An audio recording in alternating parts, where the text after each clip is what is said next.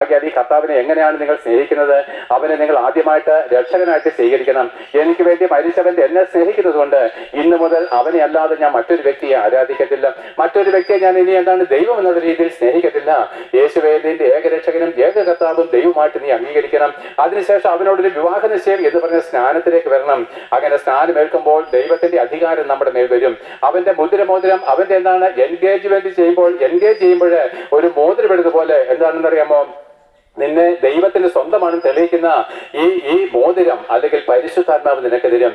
ഇന്നു മുതൽ നീ ദൈവത്തിനുള്ളവനാണ്. ഇനി നിന്റെ പ്രത്യാശ എന്താണ്? ആ ദൈവത്തിനുള്ളവൻ എന്താണ് ഉള്ളത്? ദൈവത്തോടുകൂടി ജീവിക്കുക.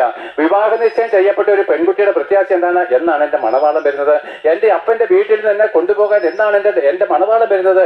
ആ വിവാഹ നിശ്ചയം കഴിക്കപ്പെട്ട പെൺകുട്ടി തന്റെ മണവാളിന്റെ കൂടെ പോകാൻ വേണ്ടി കൊതിക്കുന്നത് പോലെ യേശു ക്രിസ്തുവിന്റെ വരവിന് വേണ്ടി, നിന്റെ മരണ ദിവസത്തിന് വേണ്ടി ആകാംക്ഷയോടെ കാത്തിരിക്കുന്ന ഒരു നല്ല പ്രത്യാശയുള്ള ജീവിതം നമുക്ക് തരും. നമ്മുടെ കഴിഞ്ഞ കാലത്തിലെ എല്ലാ പാപങ്ങളും മായ്ച്ചു കളയും. നമ്മുടെ കഴിഞ്ഞ കാലങ്ങളിൽ നമ്മുടെ ജീവിതത്തിൽ ഉണ്ടായിരുന്ന എല്ലാ അറ്റകുറ്റങ്ങളും തീർക്കും.